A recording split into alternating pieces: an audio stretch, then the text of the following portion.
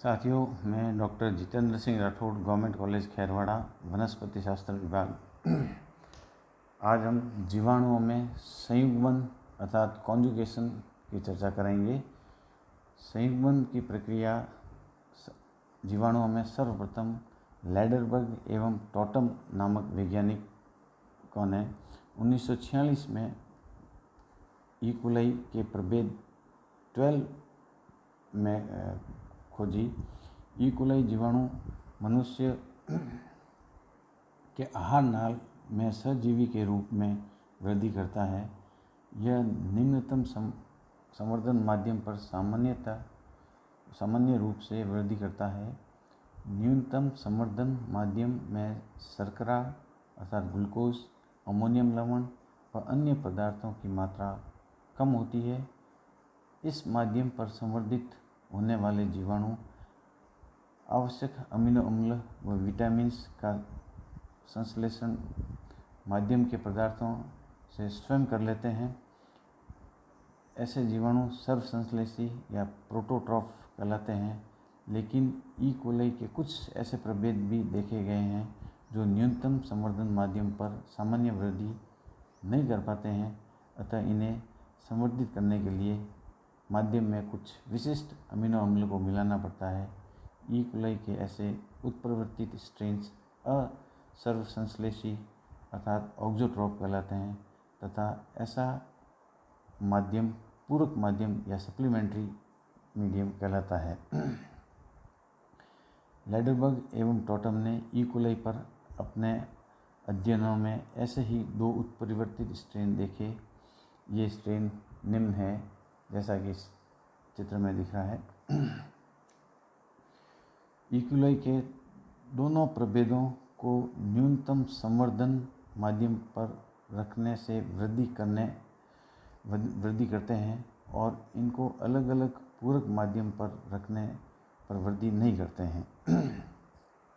अर्थात नर या प्रभेद ए को और प्रभेद बी जो प्रभेद ए मिथ्योनिन, बायोटिन और सिस्टीन अपने अंदर नहीं बनाता है और प्रभेद बी थ्रियोनिन, ल्यूसीन और थायमिन अपने अंदर नहीं बना पाता है। तो इस प्रकार इन दोनों को हम अगर न्यूनतम संवर्धन माध्यम में ग्रो करने की कोशिश करेंगे तो ये ग्रो नहीं कर पाते हैं जब अलग अलग इनको ग्रो करते हैं तो।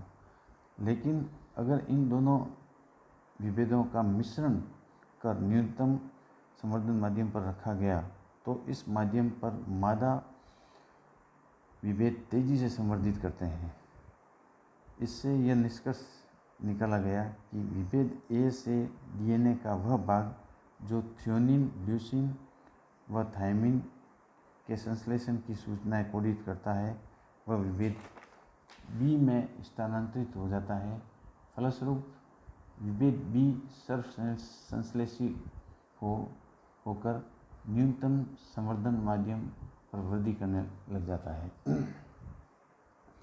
तो इस प्रकार लैडरबर्ग और टॉटम ने ये सिद्ध किया कि प्रभेद ए से डीएनए प्रभेद बी में प्रवेश करने की वजह से उसमें भी कुछ अमीनो एसिड वो सिंथेसाइज करना शुरू कर देता है और कॉन्जुगेशन के द्वारा इसमें पुनर्योगज होने लगता है।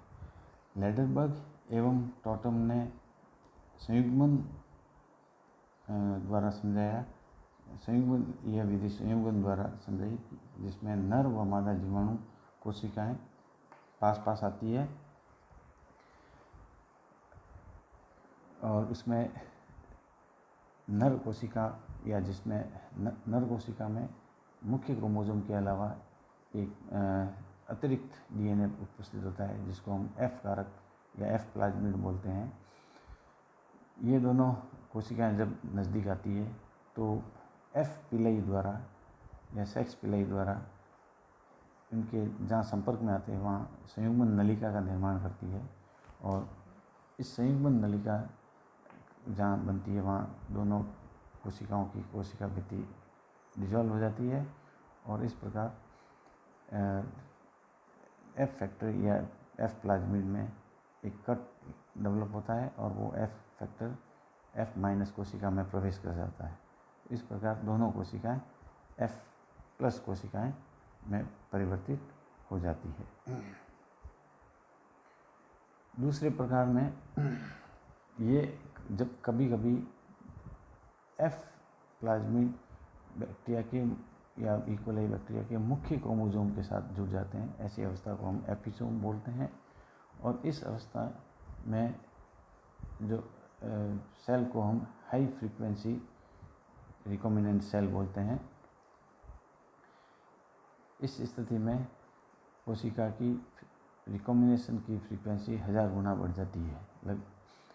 इस प्रकार की कोशिका जो कि HFR कोशिका होती है, जब F- कोशिका से कॉन्जुगेट करेगी तो इसमें पूर्ण प्लाज्मिड ट्रांसफ़र नहीं हो पाता है, क्योंकि कॉन्जुगेशन का समय बहुत कम होता है और जितना समय पूर्ण क्रोमोसोम या प्लाज्मिड ट्रांसफ़र होने के लिए चाहिए, उससे पहले सेल्स अलग हो जाती है। तो इस प्रकार इसमें कुछ भाग प्लाज्मिड का और कुछ भाग मुख्य क्रोमोसोम का ट्रांसफ़र हो जाता है। इस प्रकार की कोशिकाओं को हम F' सेल्स कहते हैं। कभी कभी जब ये F' सेल, जिनमें F प्लाज्मिड के साथ साथ कुछ मुख्य क्रोमोसोम का भी हिस्सा उपस्थित होता है, वो F- कोशिकाओं के साथ या मादा कोशिकाओं के साथ कॉन्जुगेट करती है, तो ये कोशिकाएं इन कोशिकाओं से प्लाज्मिड F- कोशिकाओं में भी ट्रांसफ़र हो जाता है और इस प्रकार ये सेकेंडरी F' सेल का निर्माण करती है। तो इस प्रकार की प्रक्रिया को हम सेक्स रिडक्शन या लैंगिक क्रमण भी कहते हैं। और ये प्लाज्मिड जब मुख्य क्रोमोसोम के साथ जुड़ता है तो इसमें पार्शियल डिप्लॉयड बनता है और ये रिकॉम्बिनेशन करता है। तो इस प्रकार से हम एक बैक्टीरिया में संयुग्मन नलिका के निर्माण द्वारा जब एक बैक्टीरिया का DNA दूसरे बैक्टीरिया में प्रवेश करता है तो हम कॉन्जुगेशन कहते हैं। धन्यवाद।